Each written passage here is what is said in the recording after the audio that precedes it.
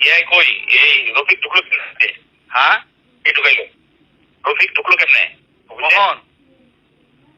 আমি কাকে ছেলে তোর কোপায় মারবো মাথার চোদ। কিছু দাও মিয়া। কোন মানে তুমি জানো না? আমি থাকার সময় ঢুকছে না স্যার।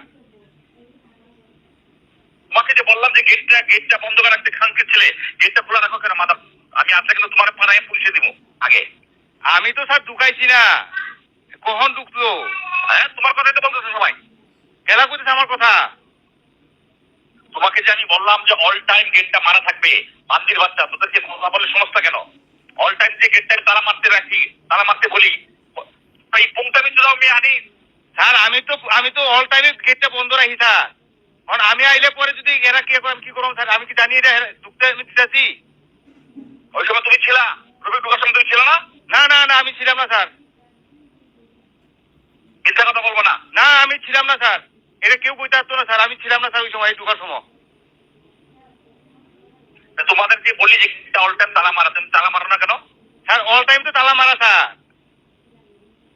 মাথার চোর তালা মারা হলে ঢুকে কেমন এখানকার ছেলে? মিথ্যা কথা শুধাও।